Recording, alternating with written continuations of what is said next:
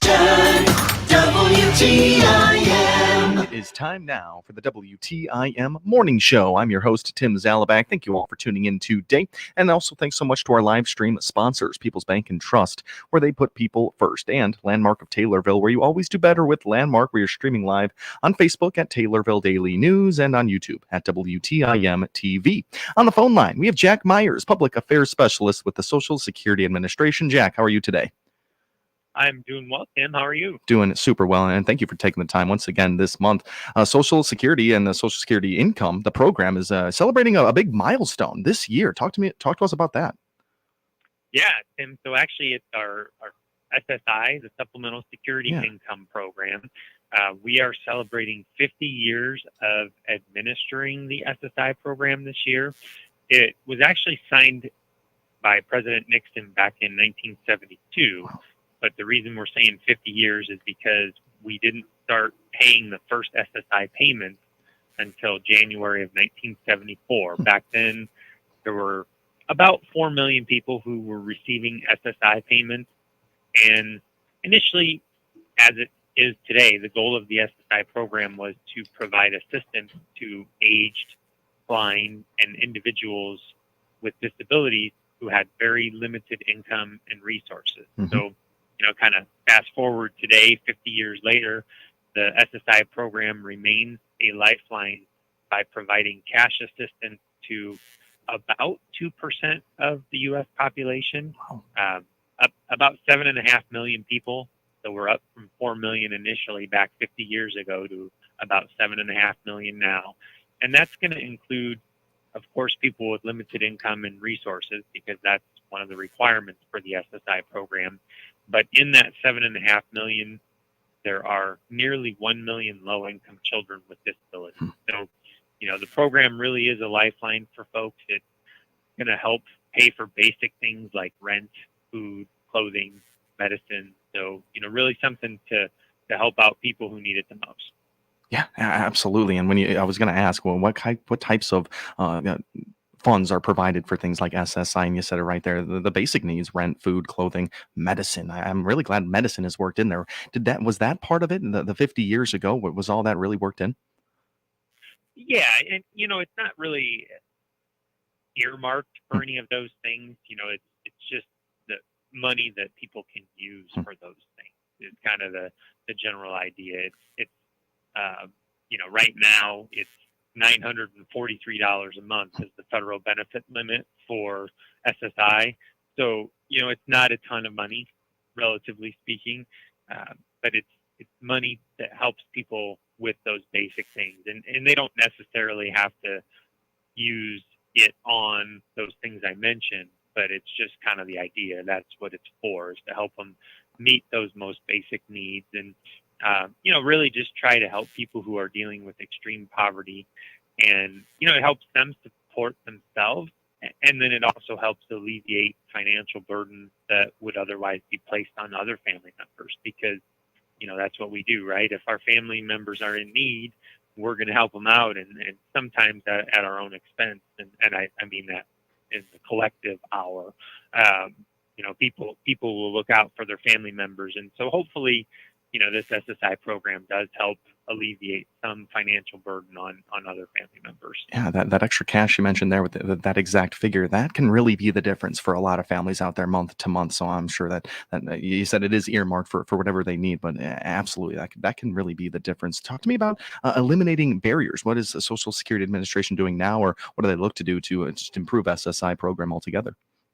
Yeah, that's something that our Social Security Commissioner, Martin O'Malley, has been looking a lot at lately, looking at ways that we could try to improve access to the SSI program and eliminate barriers.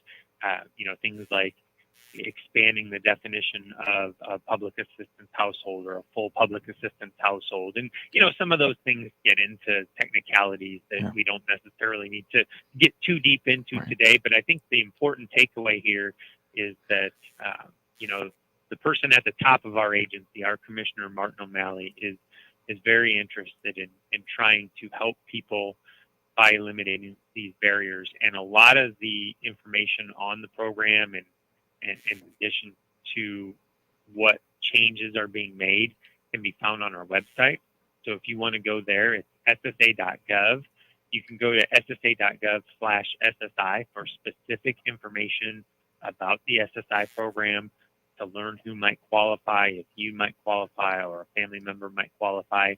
And then we also have a section of our website dedicated to press releases and things like that, where anytime some of these moves are made or changes are made, we're typically going to issue some sort of communication, and that's going to be there in our communications corner. So you can look at the press release section of the communications corner. Just go to ssa.gov/news, and you'll find some of those things that Commissioner O'Malley has announced recently, just to try to improve access to the program.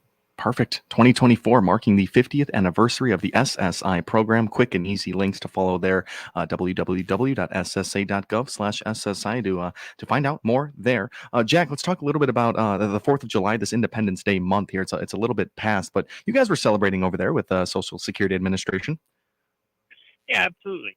As you mentioned, it's kind of in the rear view, the July 4th holiday, of course, at this point, but it is a marker of our, to celebrate our nation's independence. And for nearly 90 years, Social Security programs have helped create financial independence for millions of hardworking people. So, we talked in the first segment about the 50-year anniversary of the SSI program, but the Social Security program has been around for nearly 90 years. Wow. So, that's a big deal. And that's a program, like I said, that's helping people create financial independence. And, whether a person is approaching retirement age or is decades from it, if you're an adult who is working and paying into Social Security, now is a great time to start thinking about Social Security. And you can do that by taking the first step of creating your own personal My Social Security account at ssa.gov. It's an excellent way to start planning for the financial independence that you one day hope to achieve through retirement. Now, I know that a lot of people who are a long way off from retirement don't necessarily think about it as a reality, right? When you're first getting started in the workforce, your mind's probably not on retirement, No. but it's still a good idea to take a look at that stuff and see, make sure your earnings are being posted correctly to your records, make sure you see what those future estimates are. And, Tim, unfortunately, there are a lot of workers who don't get to retire, and those are folks that we help out as well. And there are a couple different reasons, neither of them good, of course, but some workers become disabled, others pass away before getting there. And in either of those unplanned situations, Social Security benefits can be vital to you or your survivors. And you can get a little better feel for where you would be if those things happen by looking at that My Social Security account. Absolutely. And you brought up a lot of good points there, but especially one, you can't start thinking about it too early. So especially if you're in your young working years there, I kind of began to start thinking about that. And you guys have made it easy with the creating the My Social Security account. When did that get really started? Because it makes it all just that much more understandable. The whole world of mystery there for Social Security Administration, for me, it has been cleared up with sites like that. Yeah, that's a great question. I want to say, and I'm sorry I don't have that That's at all my right. fingertips. I want to say that My Social Security account's been around for 10 years or Wow. so. Yeah. I could be wrong about that, so I'm not positive. But it's something that is a really great thing. It's nice to have access to that info. It's nice to be able to look at those pieces of information. I talk a lot about the survivor aspect, and I kind of misspoke when I said, find out where you'd be, and I included, if you had passed away. So what I really was getting at there is, where would your family members be? That's something that's obviously very important to people. We want to make sure that our family members would be taken care of if we're gone. And so if you look at that, you can get an idea, especially if you have minor children, you can get an idea what your minor children would qualify for if you passed away, or if you had disabled children. I think it's a real good piece of information to have as you're doing things like planning for life insurance needs and stuff like that. You might as well understand what you already have from the Social Security payroll taxes that you're paying. Yeah, I mean, it's all extremely important things to be considering, and all this information found at ssa.gov. We're talking My Social Security right now, and we're speaking with Jack Myers, Public Affairs Specialist with the Social Security Administration. We're about ready to take our first break here, and we have much more to talk about when we come back, learning about using technology to connect with Social Security, and of course, maybe a bit of a scam conversation there, the defense against the current scams out there. I'm Tim Zalabak, your host of the WTIM Morning Show. We'll be right back with Jack Myers. Your information station, WTIM.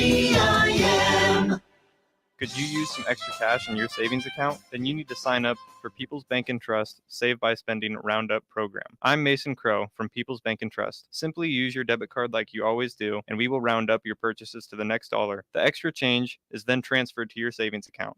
There's never been an easier way to save. Call 888-PBT-1954 today to find out more. People's Bank and Trust. We put you and your savings first. People's Bank and Trust, member FDIC, equal housing lender.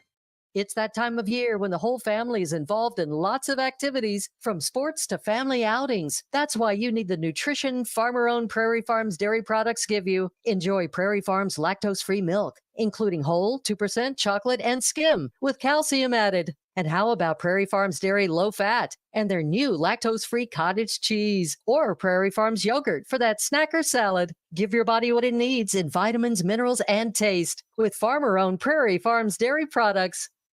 Jim Stepp is the owner of Central Illinois Asphalt in Taylorville. With over 40 years in the asphalt paving business, he's still at it today, based in Taylorville. Don't trust fly-by-night pavers claiming they've got extra asphalt, then play gotcha. Call Jim Stepp at Central Illinois Asphalt for asphalt repair and sealing, and make your driveway or parking lot dust-free with recycled asphalt and environmentally friendly sealer that doesn't contain coal tar and other harmful things to your health. Reach Jim by Googling Central Illinois Asphalt Taylorville for quality work at fair prices. He's your local paver with over 40 years experience. Hi, I'm Rob Sharkey. I'm a fifth-generation farmer from just outside of Bradford, Illinois. And whether I'm traveling the country asking people what they know about agriculture, or I'm right here in my very own soybean field, I don't have the time, and I sure don't have the patience to figure out the politics, to figure out new markets, to wade through the new regulations. That's why I'm more than happy to be a member of the Illinois soybean growers. They got my back, so I can grow these. Become an ISG member at ilsoy.org/membership.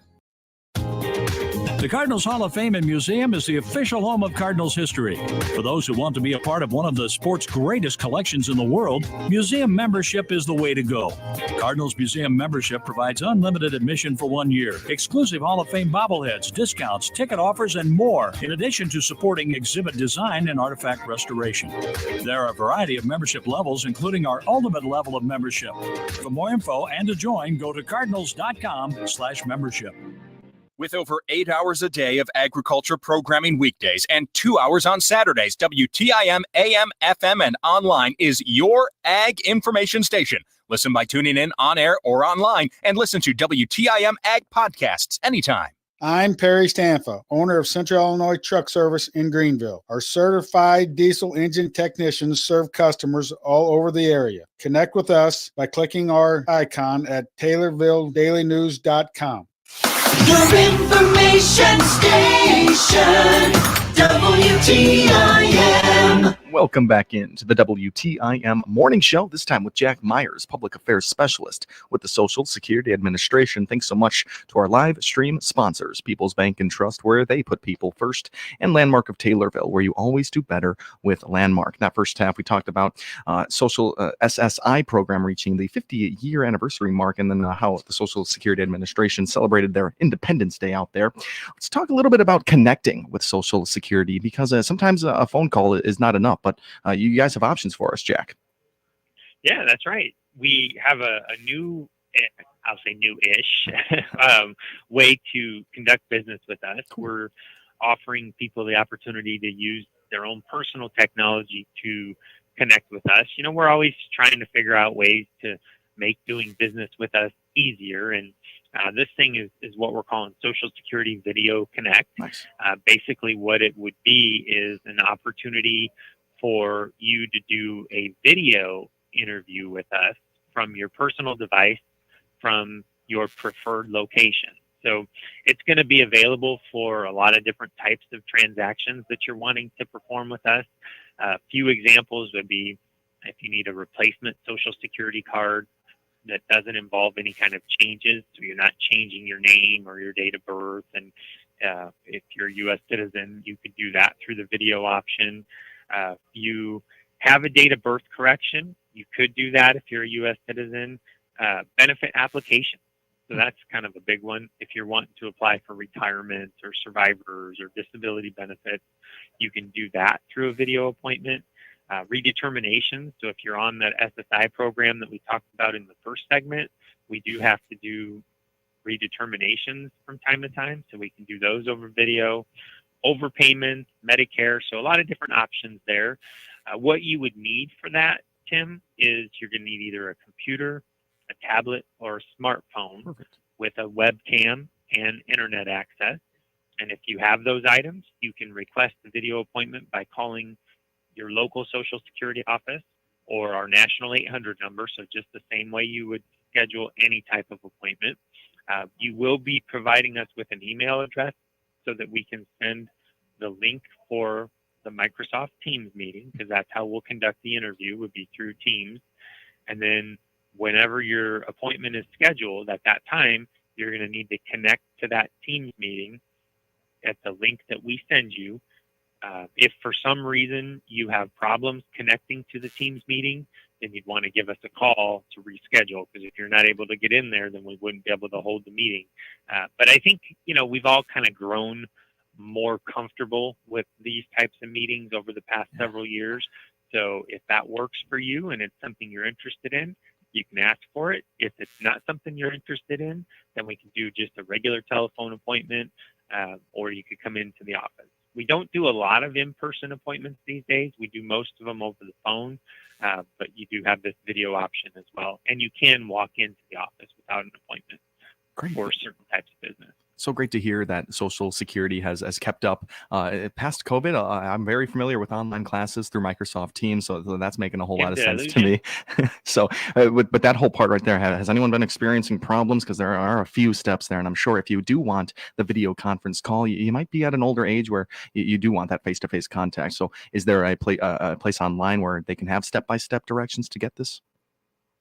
Well, basically what you would do is you would just give us a call. Okay. So you call 800-772-1213, and we'll go ahead and initiate that by sending you the email. It's pretty straightforward. Perfect. So you get the email and you can just click on that to get started and join into the meeting. Perfect. Guys made it easy over there, and that is great. Any last words there for talking about the Social Security Video Connect?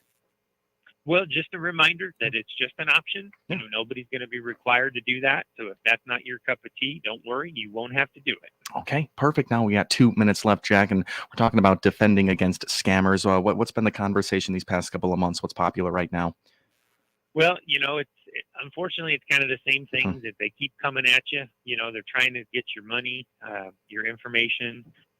Some common tactics that they use, Tim, is they like to pose as federal agents or other law enforcement officials. They may claim things like maybe your Social Security number is linked to a crime or your finances are in jeopardy. They may threaten to arrest you if you don't follow their instructions. So a few things that you should do if you get this type of contact: hang up right away or don't reply to it if it's an email.